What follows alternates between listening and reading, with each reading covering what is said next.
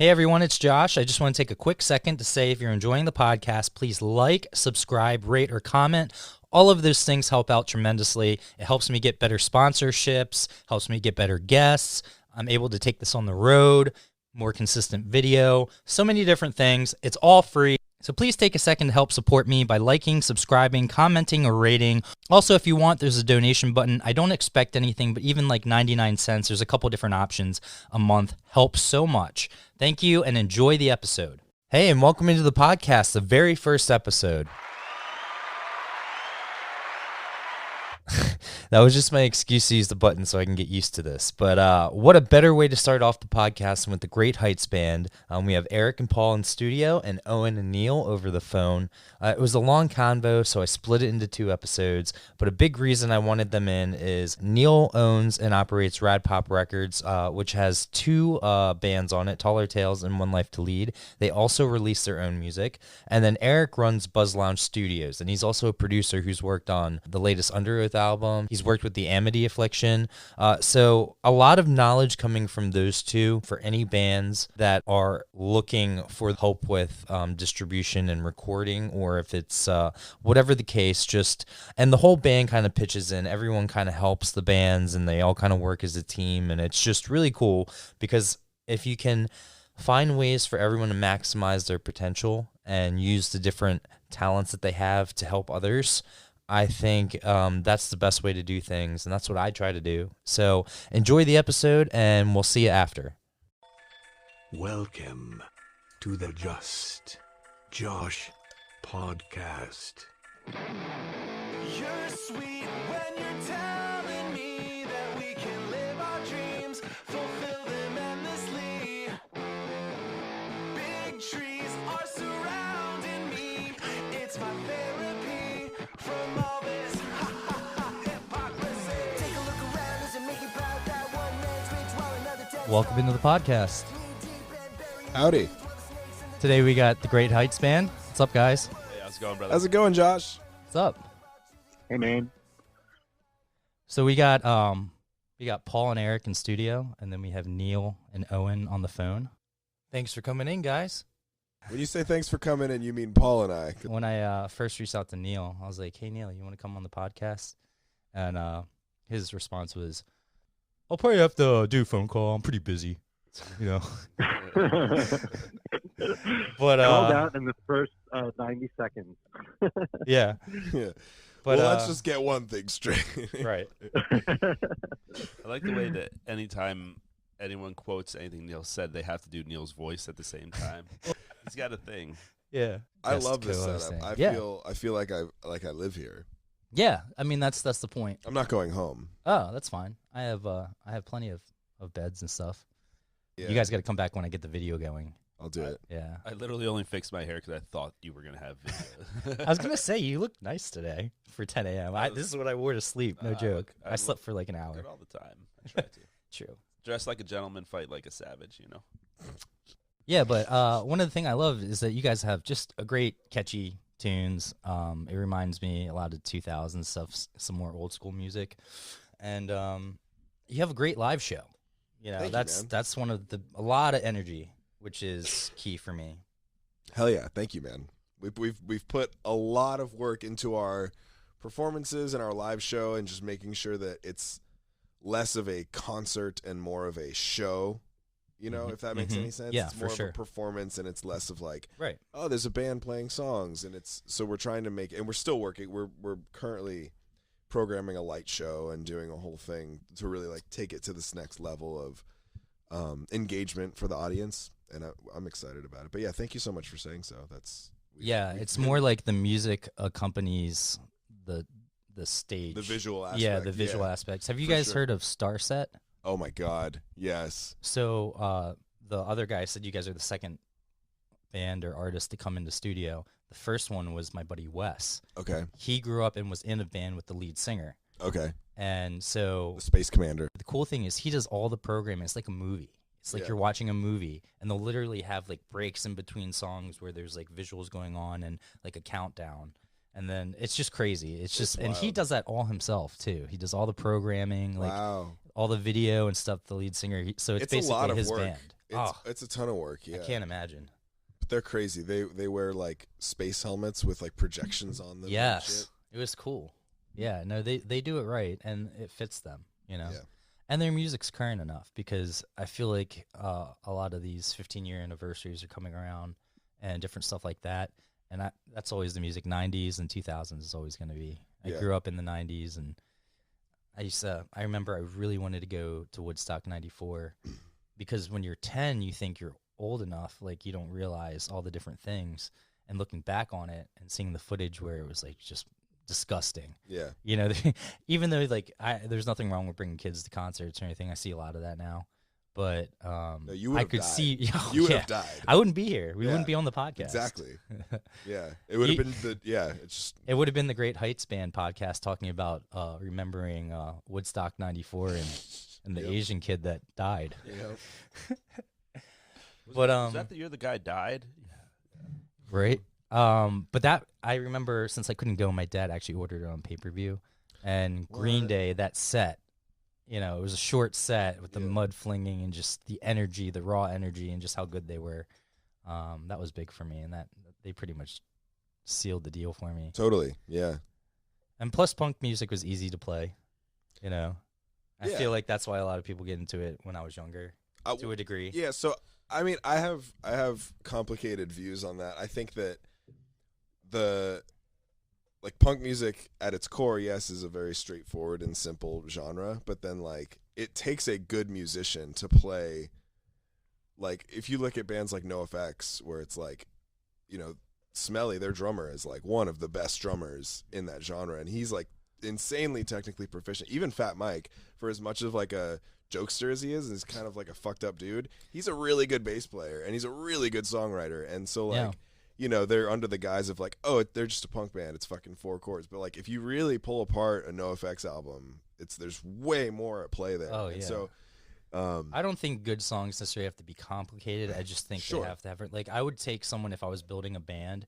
I would rather take someone that has great rhythm and timing and is very creative and easy to get, as opposed to someone that I know can just shred right, and probably could play every song perfectly, right. but you know won't have that same chemistry. Yeah, no, I would pick personality over technical proficiency Oh yeah, any day. especially for touring bands. Yeah, You got to pretty much live with that person. sure, yeah. It's like some of my best friends growing up or even in college that were like we ended up moving in and we hated each other by the Right. time we moved out. And people you never thought you would get along with end up being the ones that are just easy because they, you know, Yeah. you're not always getting on each other's nerves. Totally, yeah. Speaking of live, can you see this? I can see it. We can see it. How can you Oh, look at him go. I know. Like this video is so good.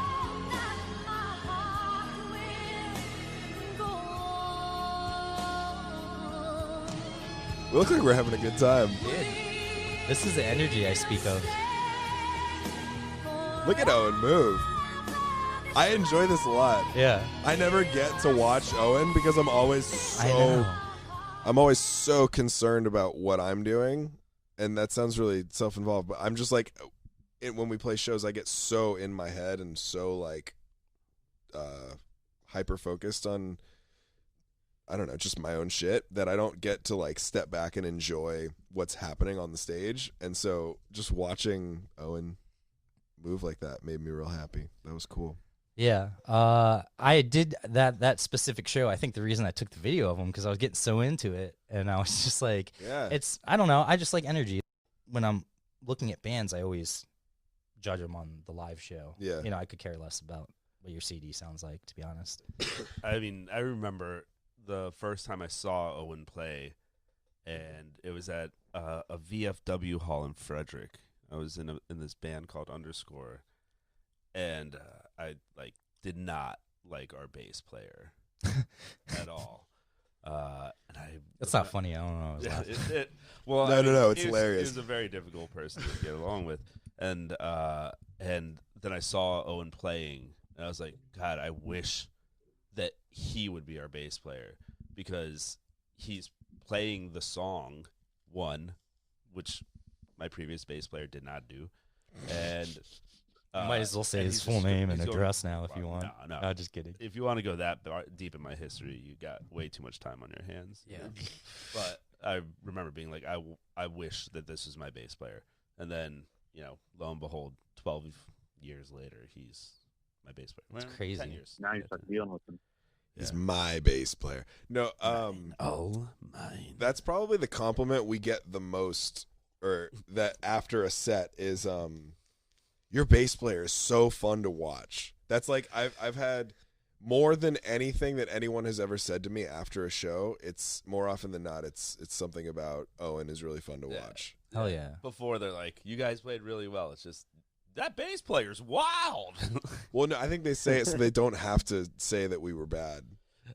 You guys need to get It's like, Owen more you guys stage are time. really fun to watch. Owen's got all the stage time. No, You- I know. No one even knows what I look like because all the live show pictures, like, someone stands in the way. 99% of the time, it's like Owen. It looks like Yeah. So you'll catch part of my body like between his legs. It's we look nothing alike, but I did have someone come up to me at your show and say I did a great job, and I said thank you. which one is he? The Oriental one. You should put the, that clip of that kid going, "That's racist." You should put that on your little thing. So you guys have that new single Clutter. Yes, Coming we do. out. Yeah, we dropped it on New Year's Day. It's a song that Neil wrote, and then we kind of put the whole Great Heights Band spin on it. And it's so we're working on a new EP called Cabin Fever, and we've put out one other song from that batch of songs called Lonely Little Hell, and we're finding that. And I don't know if this is necessarily on purpose, but all of these songs have like a big focus on mental health and depression, anxiety, and kind of this overall mantra of like, it's okay to not be okay, but just like take care of yourself and be you. And so Clutter and the music video has this little side story where It's a great. You guys have great videos too. Thank you You so just do much. a really good job overall package. Everything's clean and Thank you so much. This video, it's the underlying story is that Neil is trying to enjoy his ice cream cone, and all the other people are handing off.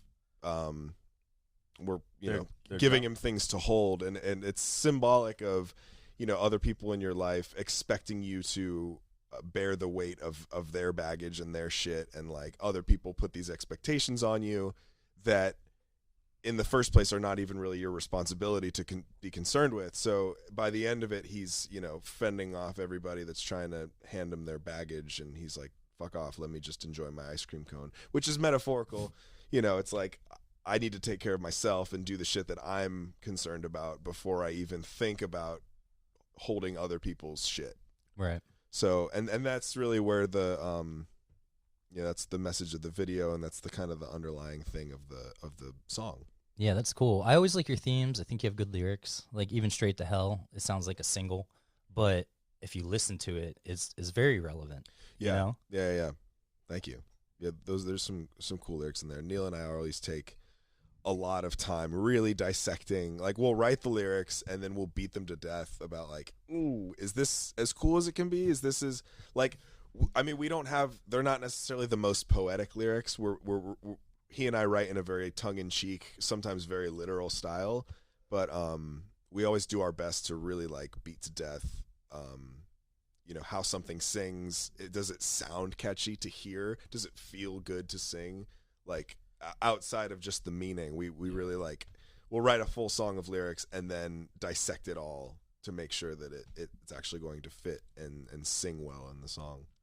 All right, cool. Yeah, there's a song on the EP that Eric, I think, has done a couple of mixes on, called Sun, that we spent a good chunk of time on the lyrics on, and it's been fun to do because, like Eric said, a lot of these songs are about like mental health and depression and working through stuff and all that good stuff. But this one in particular is about, being there for someone that you love, and they're the ones going through something super rough. And the way we wrote this song and recorded it musically is it almost sounds like two different songs that are together. And so lyrically, we had to make it work that way as well. And the other guys chimed in as well as we were like actually singing and working things out. But we do spend a good chunk of our time just making sure that we're saying what we really want to say in the song. Like, yeah, it's got to sing well, but like we want to make sure it makes sense and it has the message that we're trying to say. Yeah, and that's always the toughest line to walk is like, when Neil and I go through to edit lyrics, we say, okay, what is the song really about? What is it that you're trying to say?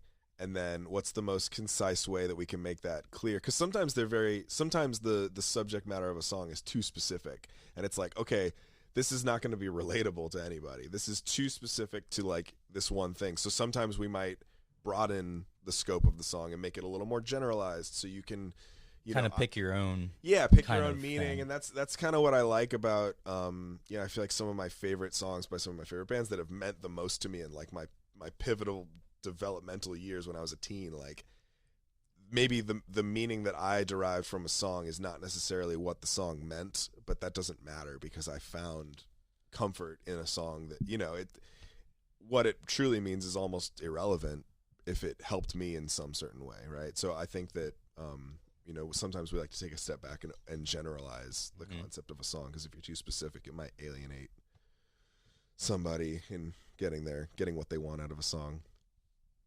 But yeah, Clutter.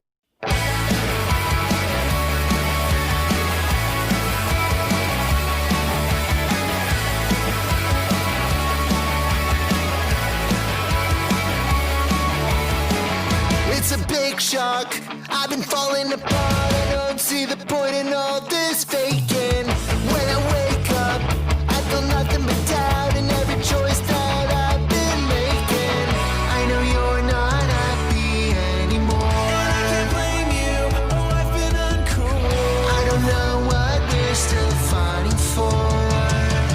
Just get real and talk about it. I get the feeling we're disconnected. Just get real and talk about it. I can't take one more rejection. My mind's not fine. Wish I could string it all together like your favorite sweater. My mind's not fine.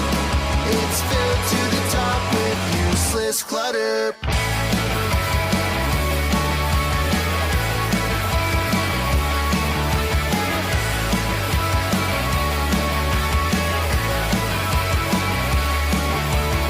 I stopped taking these pills cause of what they do to me. I'll take feeling these blues over numb in my misery. I know we're not happy anymore. Don't blame you, oh I've been a fool. You're the one that I'm still fighting for. Just get real and talk about it. I get the feeling we're disconnected. Just get real and talk about it. I can't take one more rejection. My mind's not fine. Wish I could string it all together like your favorite sweater. My mind's not fine. It's filled to the top with useless clutter. Useless clutter. Useless clutter. Useless clutter. Useless clutter. Useless clutter. Useless clutter. Useless clutter. Useless clutter. Just get real and talk about it. I get the feeling we're disconnected. Just get real and talk about it. I can't take one more rejection. My mind's not fine. Wish I could string it all together like your favorite sweater. My mind's not fine. It's filled to the top with useless clutter. Just give me tasteless. I need more tasteless. Just give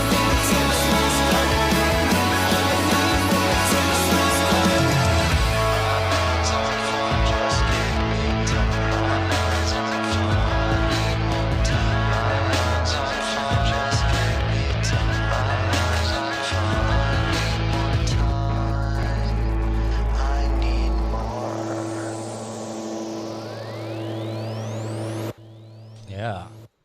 How many ice cream cones did you guys have to go through? Or is that like one take? No. Dude, Well, so it I was- ate so much ice Yeah. cream that day. It was- I was figured, like- right? I Because had it's a melting brain- and stuff. yeah, I think we probably went through. We bought a 12-pack of cones, and I think we probably went through 8 of them shooting that. No, I thought we went through all. Did we? Well, run no, out of 'cause ice we- cream or as- Did cones? you eat some too? Well, because Neil would eat the ice cream after every take. It was also. Let me point this You don't out. wanna waste it. It was this. It was. We shot it in June of this past summer, so it Yeah. was like Yeah. it was insanely hot. It Yeah. was like That's what I figured. It was Yeah. melting. But the last cone that we used was the last chance we had to use the ice cream shots because we were like, hey, we can reuse some of these, but Neil like couldn't help himself but to eat well, the ice yeah, cream. strawberry ice cream on a hot day is delicious. Oh yeah. So I love strawberry ice cream. I probably had a brain freeze for like a month.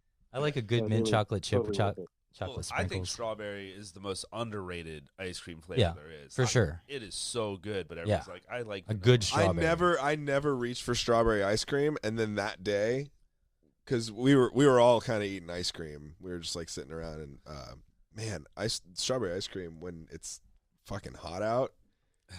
so is- refreshing. Yeah, we went with strawberry just because it pops. You know, Great Heights Band likes their ice cream to pop. See, a lot of people wouldn't think about stuff like that. Yeah, that was actually It's that was our It's true. director's. That was our like director's call. vanilla. That would have been so boring. Yeah, I'm pretty sure that was our director's call. We had worked with Bradley Adam. He did our quicksand video as well. He's a really, really yeah. talented videographer.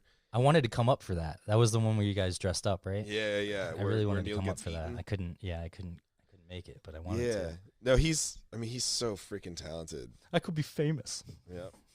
Yep. But yeah, that's Clutter. We just dropped it on New Year's and it's been crazy. We've gotten a crazy response on it so far on Spotify. It got placed on the new Punk Tracks Spotify playlist. Yes, you guys do really well with that. I mean, getting on playlists. It's been really, and stuff like it's that. been hit or miss. Like I mean, you're some- getting on some big lists. Yeah, that I've been seeing. sometimes it's great. Like we had a song on our last record called "Better Things" that got placed on, I think, a curated playlist, and then a couple. It just got placed heavily in like the Discover circuit with other people's Right. Spotify shit. And yeah, that spiked like 20,000 streams in like a month. It was crazy. I don't remember specifically what happened. And then Clutter just got placed on the new Punk Tracks playlist, and I think we're gonna break 11,000 streams today. And it's That's only awesome. it's been out. What's today? The 11th. It's been out 11 days. So we've been averaging about 1,000 streams a day, Yeah, that's awesome. which is crazy. No, that's Like great. people have you can literally listen to anything you want on Spotify, and people are choosing the Great Heights Band, which is so cool. And you guys aren't a touring band, meaning like you're not always out there No. because you have jobs and other stuff. So I Yeah. think that makes it even harder, Absolutely. you know, yeah. because you're not out there in front of people. Because I know if once they see your live show, they're gonna, go check out the music. I But- appreciate that, man. Yeah, I mean, we don't really have like the outreach element aside Right. from like, so social media has been really good to us in that sense because we're not out there playing all the time. But yeah, man, it's crazy. I'm really excited to put this next record out. And I It's- think if people listen to that, when I was talking before about like the 90s to 2000s, how you have like a good commerciality, if that's even a word, yeah, to you in the sense of it's not cheesy and it's not done to do it, but it just fits. I don't know. I just like to have fun at shows, and literally if you go to one of your shows, it's you literally I don't think about anything. Yeah. I just kind of I feel like I'm a kid again, like I'm 15 and I can just actually dance to a degree. Yeah, Like well, I'm and very reserved now that I'm older, but like, right. I I think I that's- definitely am like bobbing my head. Yeah, I mean, the Yeah. majority of our like consistent fans that stick by us and listen to us are people that were really into music, and like the music that they listened to in their like pivotal teen years was like Right. late 90s, early 2000s, and like it's people gravitate towards that nostalgic element in our music, and we don't do it intentionally. We don't sit down and say, okay, we Right. have to write a song that sounds like it came out in 2002. I think that's 'Cause- just naturally what your different influences I mean, have yeah, kind of- we're the type of band that just likes to write songs that we want to play. Yeah. and it's just like Yeah. fuck it, I mean, that's how it should be, because then it comes across, when you're Absolutely. playing it, Yeah, yeah. and that's the whole thing. Hey, are you thinking about starting your own podcast? Well, if you're listening to mine, you know I'm brand new to all this, and I couldn't have done it without Anchor. And if you haven't heard about Anchor, it's the easiest way to make a podcast. First off, it's free. No monthly fees, no yearly fees, no one-time fee. It's all free. There's creation tools that allow you to record and edit your podcast right from your phone or computer. And then Anchor distributes it automatically. So you'll be on Spotify, Apple Podcasts, Google Podcasts. I'm on all of them. And this is the catch. There's no minimum listenership. So I'm recording this ad right now. This is going into my episodes. Every time someone listens to it, I'm getting paid. It's everything you need to make a podcast all in one place. So download the free Anchor app or go to anchor.fm to get started. Hey Neil, why don't you talk about Rad-Pop Records and some of the bands that you have? Thanks, man. Yeah, so it's really a team effort. I mean, like the whole band kind of does a little bit of work on it. I would say, I run it, but like Eric produces a lot of these records that are released. Paul and Owen are both really good friends with these bands, and provide a lot of mentoring and help me when I need it. But basically, what wound up happening is we put out our first 2 records through a record label, and as we went through the experience, we realized that there's so much of it that we can do ourselves. I mean, there's a great benefit and value to having a team of people that are working with you and by your side to like make your project or your record be as successful as possible. But there's so much of it that we realized that, holy crap, like the Great Heights Band can do this ourselves. And we've done that through producing our own videos and working with our friends to get stuff done and recording everything ourselves and, having Eric's great studio at Buzz Lounge. And then I'm, me managing it and like, booking the shows and making sure we had artwork done and yada, yada, yada. And we realized, holy crap, like we're literally doing what a record label should be doing. And so once we completed our contract with our previous label, we said, well, why do we need another record label? Like we could shop this and we can probably land a pretty good deal. But at the end of the day, that label is going to own the rights to our music. They're going to push the direction of the band in a way that they want. And it also doesn't really give us the flexibility to pursue music the way we want to pursue it. We may not want to be a touring band for 6 months a year, or maybe in 1 year we do want to tour for a couple of months or even a couple of weeks. So by doing it ourselves, it really gives us the empowerment to do what we want to do.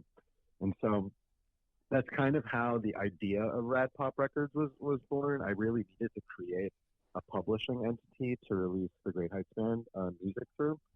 That's just how it works in terms of getting all the licensing stuff done and making sure like you get the royalties that you're entitled to. And so when I came up with the name, it was really Rad-Pop based on our second record, Rad-Pop, which I think Eric actually came up with outside of the old Buzz Lounge studio when we were coming up with the name for that second record. He said, well, our sound isn't like most pop punk bands or punk rock bands. We kind of have our own sound, and so we came up with our own brand, and that's kind of where Rad-Pop came from.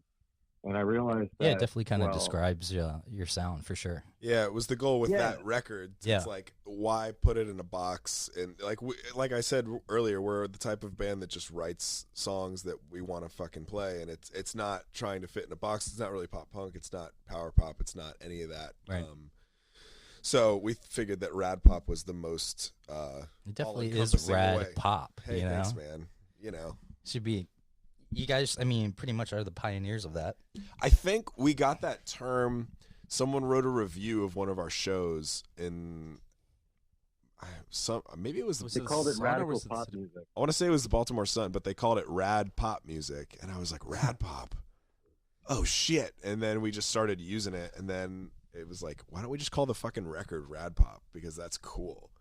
And then we came up with the very specific stylization of there has to be a hyphen between rad and pop, and then there's a period at the end of it, and it's all lowercase. And we're so like such sticklers about that, but it's so stupid. But that's part of the brand, man. I like it. It's clean. Yeah. It's clean, and it's like, oh, it's lowercase. They don't care That's that why much. my logos are like clean. Yeah. I just want them simple. People know like that one doesn't even have our name on it because I just want people to know from the just by looking at the logo. Yeah. Sorry, Neil. What were you saying? No, it's all good. I mean, like, and that whole situation, like with the logo being what it is, simple, clean, and that we do it intentionally, right? Is really indicative of our band and like the way we kind of approach things, and that's how the label works the same way. And Eric and I, and we all, Paul too, we talk about other bands all the time, and we talk about bands that might be cool for Rad-Pop to put out all the time, and they don't necessarily have to be punk bands or pop punk bands or whatever. You know, they could Right. be almost anything. As If long it's as good cool. music, You know, it's yeah, yeah, and you as long enjoy as I it. think it's cool. Yeah. Right, and the people are cool. So through this experience, we've like learned how to do it, and so we said, why don't we help our friends out that don't really know what they're doing? We can help them, and they can be better off in their careers down the line. So that's kind of what's been happening. You know, the first record we put out was One Life to Lead, great band out of like North Baltimore. They're super And dope. I they- love that some of the older stuff almost has that some 41 rap rock kind of style to it. And then, but he's such a great singer too. I was like, I almost didn't until I saw him live. I didn't think it was the same guy singing. I thought there was a singer and And that a there was a rapper. rapper. No, Not that the Trey's- guy did yeah. both. And they're just he's super talented. Trey's He's got a one-stop shop, and on the record that just came out on Rad-Pop, I feel like I always felt like on their older stuff they were leaning really heavily on the rap stuff, but not like in a flattering, like cool way. And Right. so now with the new shit, I feel like he's really come into his own as a singer, and he's like Yeah. fucking singing cool shit. And then I still think you should put out the rap stuff just more refined. they're doing, yeah, and there's You some, know what there's I some mean? cuts on the EP too that are you know, pushing the envelope of Was it like Love Letter? It was like there's called one called Letters or Open something. Letter Open that's Letter. really Yeah. sick, and Yeah. it's very like meaningful lyrics. I'll play and a little clip of yeah, of man, one of I love those. that band, and I love that song too. That was one I helped them write that one in the studio, and that That's was awesome. a fucking fun song to work on. They definitely have. I feel like Paul. I could be wrong, but I feel like Paul even helped with them in terms of. I remember Trey was like, "I don't know if I want to be this vulnerable," and I think Paul may have jumped in and said, "Like, Yeah, why not?" like, Yeah. like people want to hear stuff that is authentic and Yeah. that matters, and that kind of goes For to sure. like our song "Straight to Hell." Like when we originally wrote that song, we were like, "Do we want to put this out?" It's kind of political, and we're not a political band. And we had a debate within the band, and we said, "Fuck it, let's just do it." Yeah. Because people want to hear that. That's what art is.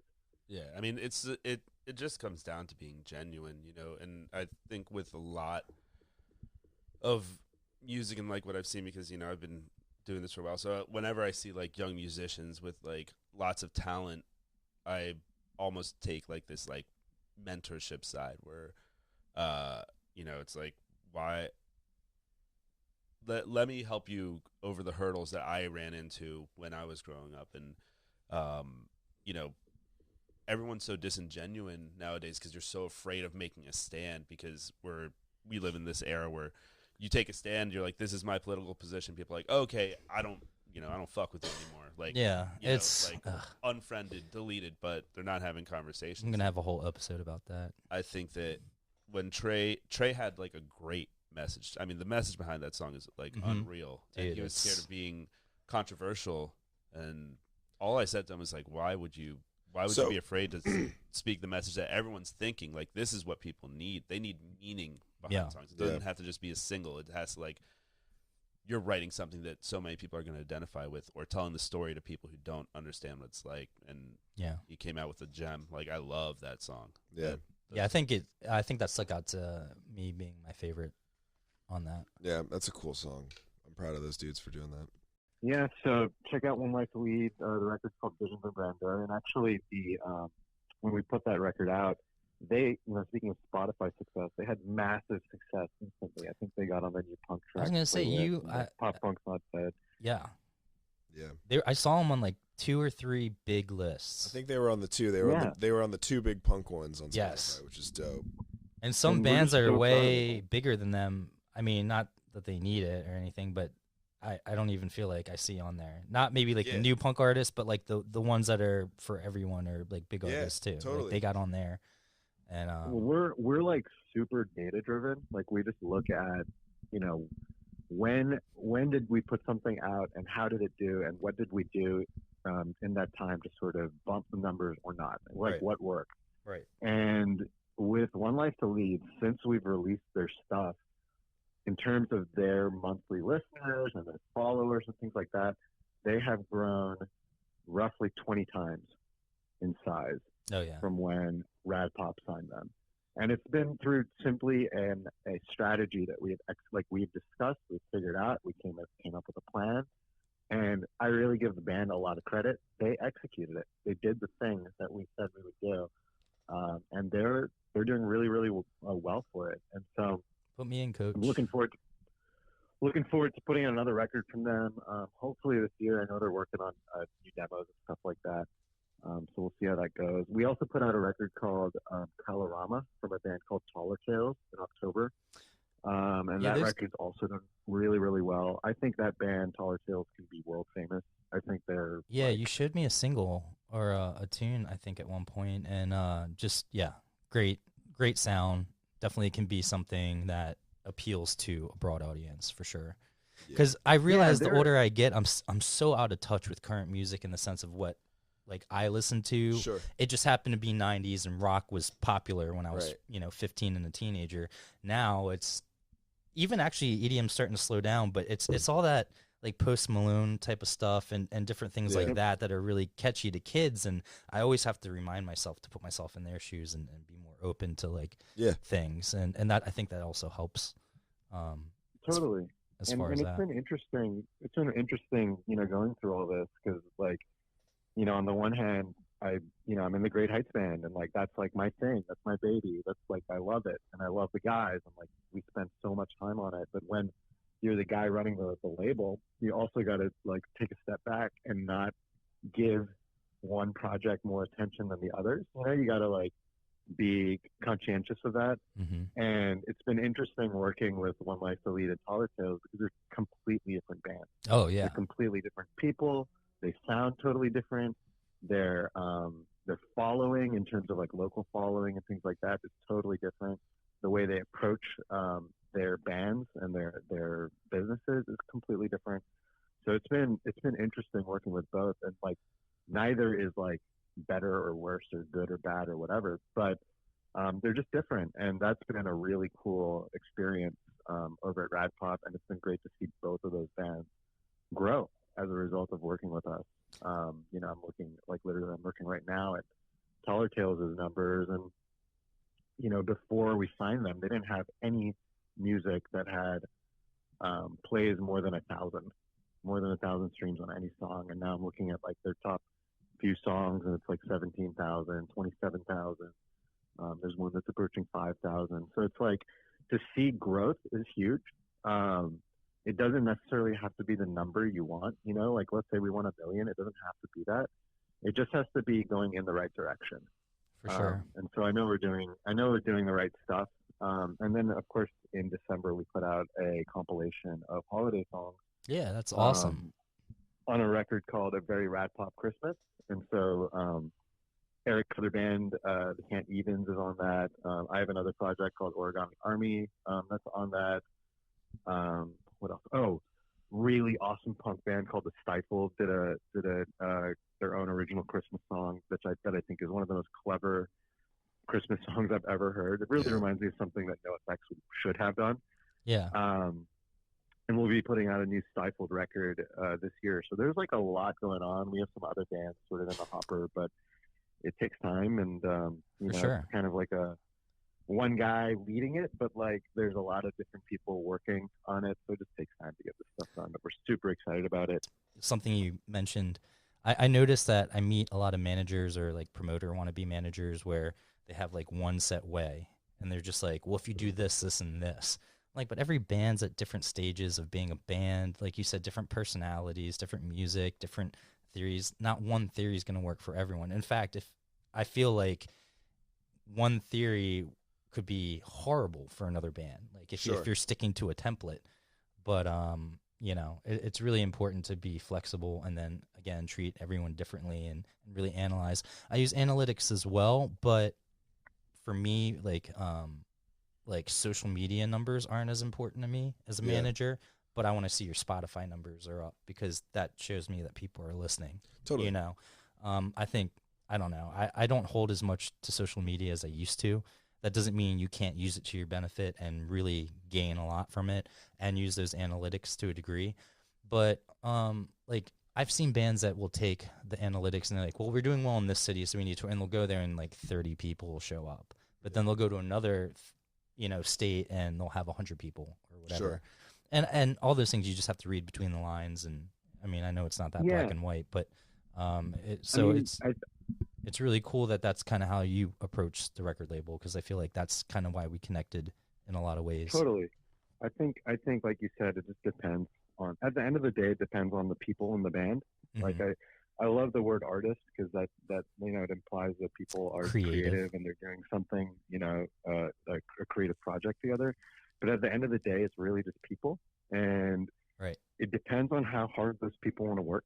It depends how talented those people are. It depends how organized they are and how committed they are to executing a plan. And you can't make people do stuff. You can give them the right ideas and suggestions, and you also know that you're not right all the time, because music is like incredibly difficult to predict things, but you try to use the data in the best possible way to make the best choices. And it's been working for the most part, but there's been times where we were like super confident that something might work and it did not work. And so like, even with the Great Heights Band, we've had a ton of success with Clutter. It's going to be, I think it's going to be our most successful song to date. And I wasn't sure we were going to top Better Things, but we executed a specific strategy, and we have a new single that we're going to drop, in another month. But I can't say 100% that we're going to have the same success, even though I love that song. Right. You just got to do the best you can with the data you have. Yeah, I think the hardest thing for me when I first got into management and I first legit said I want to do this was I wasn't naive to the business as far as the management side. I was naive to the bands.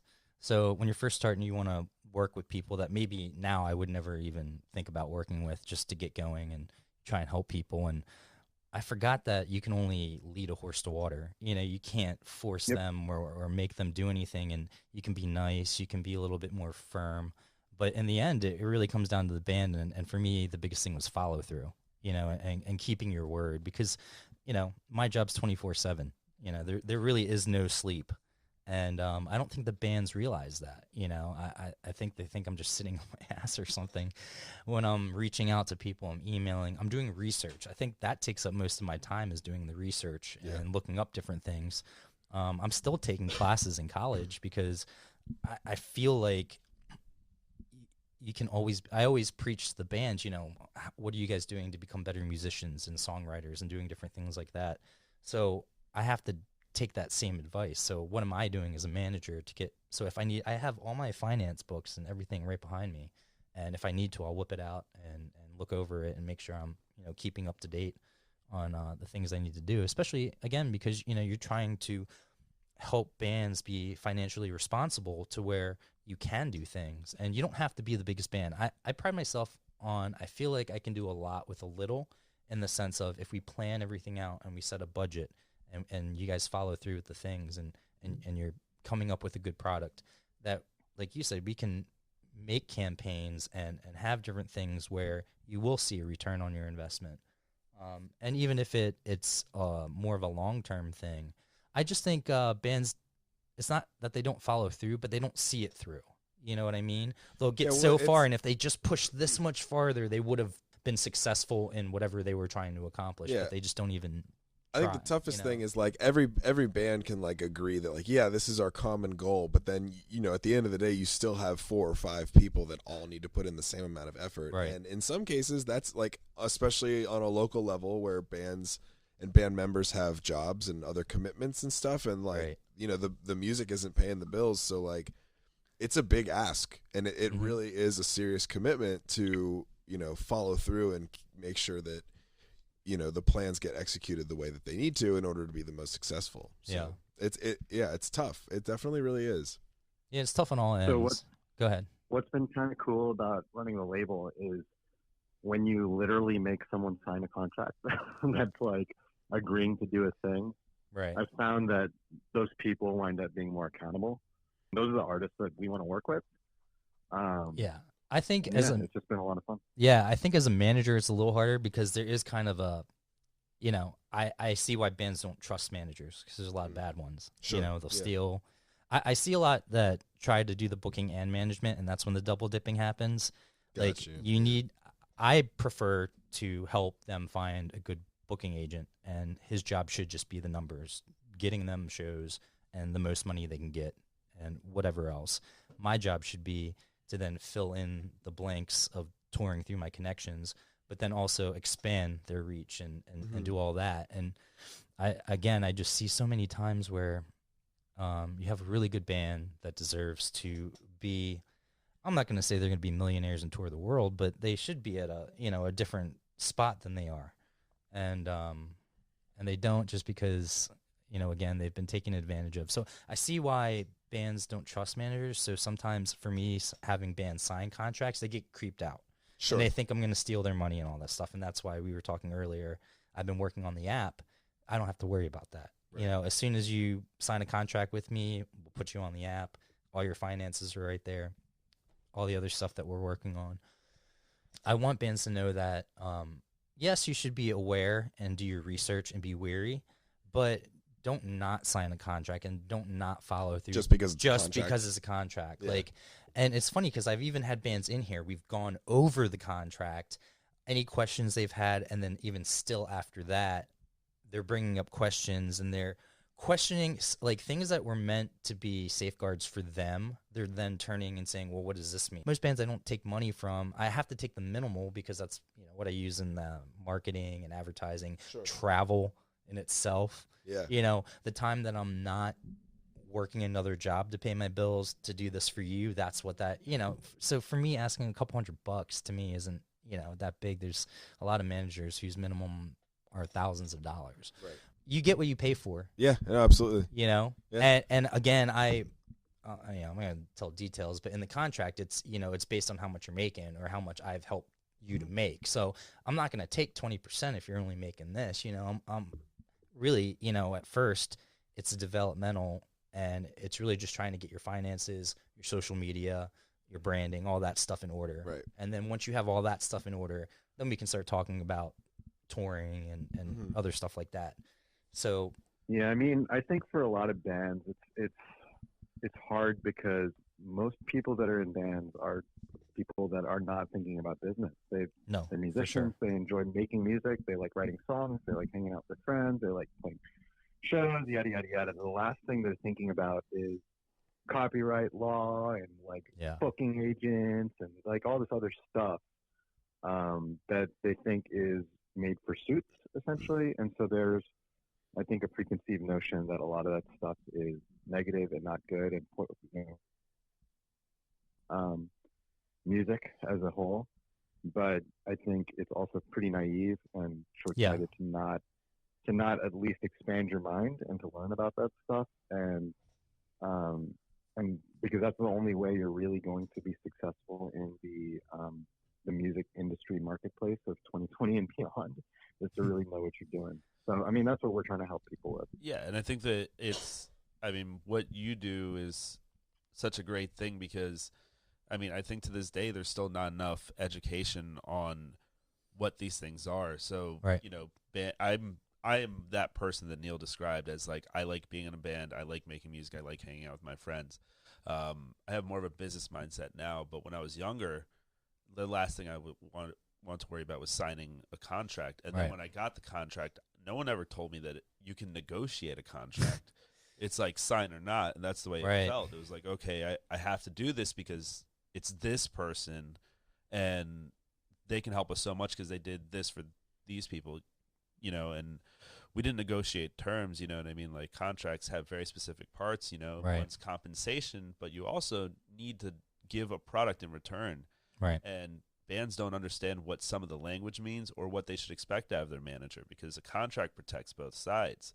So if bands were educated in what this language is, then they wouldn't be so, one, afraid, but two, they would understand what they're supposed to get out of their contracts. Exactly. And, Neil went to law school. Right. So Neil is teaching these bands what this is. This knowledge, what he's able to translate for them, because contracts are very scary things. Yeah, you know what I mean? for sure. The biggest thing for me is being a teacher too. So even if I don't end up signing a band, if they go to another band and they say, well, we learned how to do this and this from EUM Music and from Josh, that's even more of a compliment and will probably help me out in the long run more than me actually signing the band and working Sure. with them, you know, and that to me is more important than anything else. And like, again, you know, I think me and Neil linked up and we almost hit it off immediately in the sense of, I think we think a lot the same in the sense of we really come from a good place. We want to help local bands or bands in general.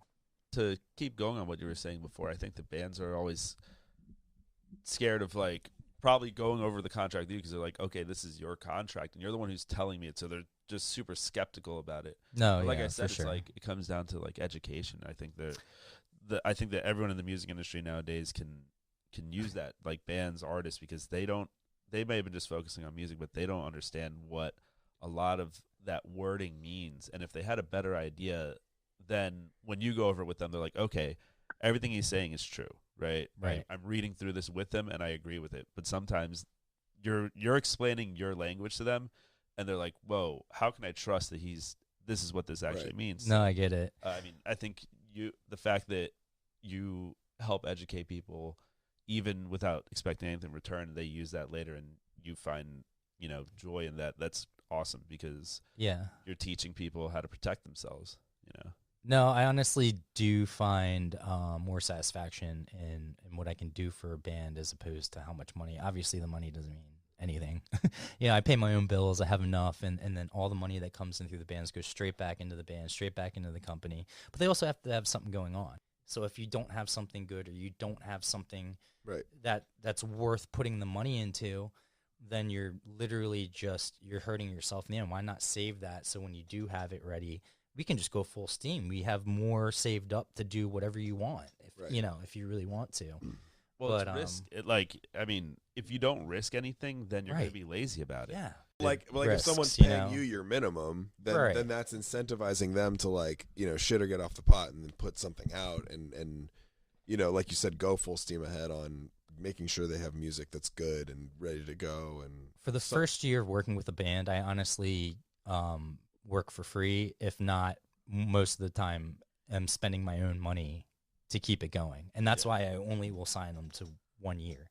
Because I want to see that they want it. Like we were talking before, it goes both ways. Sure. And I think sometimes that's the short-sightedness of bands because I'm thinking long-term, big picture, and I think they're thinking, well, when's my next paycheck? You know, and then all that stuff. And that's and I've been on both sides, so you know, I totally get it. But that's what I'm here to do. Yeah. I'm here to help that and take the stress off of you. One thing we do over at Rad-Pop, at least when I talk to bands, is like, you know, you've talked about how bands can make money. And, you know, with the Great Heights Band, that's been something we've always kind of tried to figure out because otherwise it's coming out of our personal wallets. You know, putting up money for vinyl and CDs and all these things, it costs a lot of money and it adds up. For sure. And so what we've done over the last few years, and it takes a lot of time because first of all, the band has to not break up, and a lot of bands don't last more than a year. And our band has been together like 5 years now. Yep. But only in the last 2 or 3 have we started like adding cover sets and things like that to our repertoire, so we can play gigs that are going to be that are higher paying than the shows we really want to do. We'd Right. much rather just play shows where we're playing our own music all the time. But means to an, quite not even a frankly, means to an our end, but our just guarantees being are smart. much lower. Right. And now, like this year, we're booked up. We're booking all the way out in November. That's someone's wedding, and that's like a really great, you know, guarantee. will you guys play And my those wedding? are the things. Yes. Happy to, man. Awesome. But those are the things that offset these other costs to do the things you really want to do. And so Right. when I work with bands, I explain this to them, and I say, look, you got to like think about your band a little bit differently if you want to be able to do A, B, and C. And here's Right. the things you can consider to expand how viable and valuable your business is. And I also think some bands look at it and like, well, I need to put all my energy into this or I'm not going to make it. And that's true to a certain degree, but that doesn't mean I don't know if they think it's bad to have a 9 to 5 or a regular job. It's me. Any way you can bring in income, pay your bills, and then be able to do gotta that, do survive. it. Yeah, do whatever you need to do. Yeah. That's why I tour, think- because I that pays think my that's a- bills. Right. You know, I and think then that's a cop out. You know, Josh, I think that's a cop out for people that don't want to have a job. Like straight up. I agree. Um, I mean, why wouldn't you so- want to better yourself by being able to do the Yeah. things you want to do by having the income to do it? Right.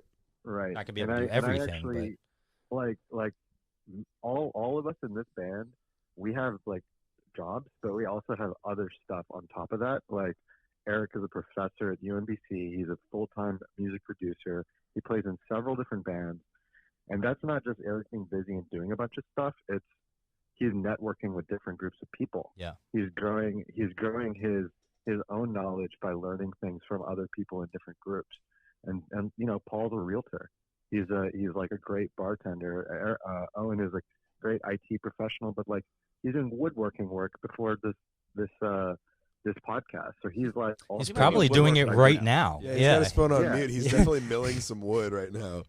Yeah. So like, you know, You great height my span point is merch. that like I encourage people to diversify their interests, diversify the people they're surrounding themselves with, collaborate with more people. I think people sometimes get weird about, you know, people in bands get weird if someone else in their band is in another band. It's kind of like they're dating someone else. Yeah. But I actually think that's great. Yeah. Because that means you're working on your craft, you're getting out there, people get to know you, and that only helps the band. For So, sure. do more stuff. Yep.